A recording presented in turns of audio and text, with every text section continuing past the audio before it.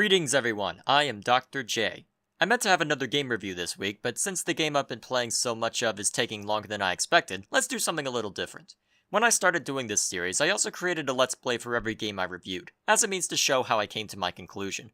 Unfortunately, while it is also useful to help me sort through all the footage I record, the time required to sift through it and do all the editing has meant that there has been less actual reviews. Right now, though, I've been playing a bunch of games that are long-winded and are going to take a while to finish, so while I continue to chip away at them, this video will try and honor the intention of the Let's Plays without being nearly as much work. So, without further ado, here are my thoughts on a couple of games that I've been playing thus far. Shining Force 2. I'll admit that when I went into this one, I was more than a little concerned as to how it would turn out. I enjoyed the original Shining Force as a child, but going back to it now was not as much fun as I expected. Admittedly, all I remembered was enjoying the game, and had I played it at the same time as I played Diablo, it might have had just as big of an impact on my gaming habits as Diablo did. However, going back to it now, it was easy to notice the amount of downtime before you can actually get into position to start fighting, the lack of character development, and the technical limitations that weren't annoying per se, but when you've got a mouse right there, it's hard not to wish you could use it. And yes, I know it was originally a Mega Drive game, but I am a PC gamer for the most part, and it's hard to not let your mind think about something like that. Now that I've beaten Shining Force 2 on normal difficulty though, I can safely say that my concerns weren't unjustified, but not nearly as bad as I thought. Towards the middle, it seems to have issues with knowing what to focus on, especially since there aren't any clear objective markers to tell you where to go.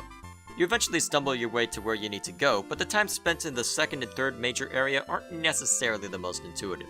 Admittedly, I did play it sporadically during that time, which might have had an impact. Again, why I'm not reviewing it now. I want to try beating it on another difficulty level to see if this is actually the case, and given that it took me around 30 hours to beat it on normal mode, that could take a while. However, the game did start and end on a high note, which I'm really thankful for. The lack of character development was almost completely wiped away, and though there are certainly cracks in the armor when you look hard enough, it was so well paced that I honestly didn't mind. The introduction especially was really good, working well within the limitations of the engine, and that carried over into how the characters interacted with each other and the scenarios they were thrown into. The very ending was a little sappy for my liking, but the actual finale was worth the wait, and did throw a couple of twists at me which I didn't expect. Though I did genuinely enjoy my time with the game though, I'll admit to still being apprehensive about it. Normally for reviews I play through the game once and then toy around with the harder difficulties to get a sense for what changes, but usually I don't complete said harder runs. This time though, one of the main talking points I have hinges on me completing it on the hardest difficulty, which I'm not looking forward to. I won't go into too much detail here, so the short version is that the game doesn't necessarily reward you for playing smart, which can lead to major level disparities between your characters, to a degree where you have to spend more time grinding than I'm okay with. Not that I didn't have time to do any grinding on my first run, but usually all I had to do was run through a battle a couple of times if it beat me, and then I was able to carry on my merry way. In that sense, it was also an opportunity to figure out how best to approach the battle, so that when I turn on the record button, I'll be able to cleave through it without too many of my team going down. With the hardest difficulty though, I'm worried that I'll need to do substantial grinding beyond that, and said grinding is what I hate most about the game. It's not that I'm against the idea of grinding, but with a Diablo-style game, I'm doing it because I enjoy bashing monsters with a flame hammer while on a quest for bigger shoulder pads. Here though, I'm doing it to marginally increase a few numbers so that I can get past what feels like a difficulty spike. If that ends up being a major feature in the hardest difficulty, then there will be hell to pay when I finish the review. But until then, I will admit that the game has grown on me a bit.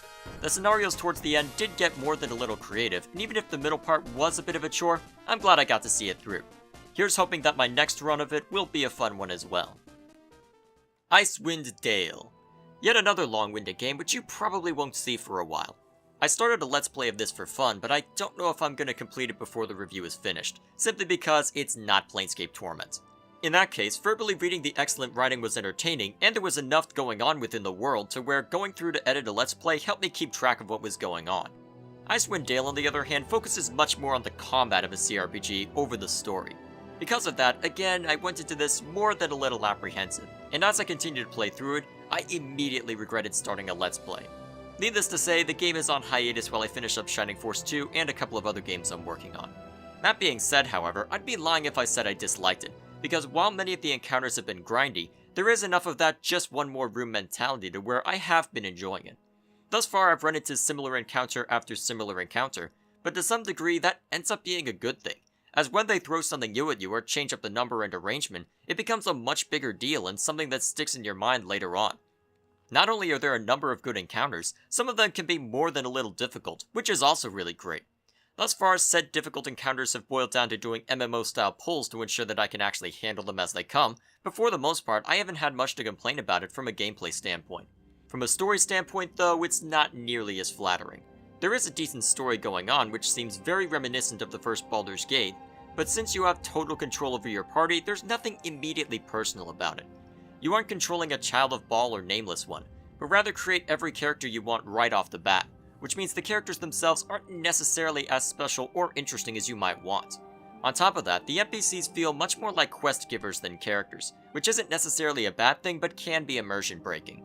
The best example might be when one of said characters says the line, "I've updated your map."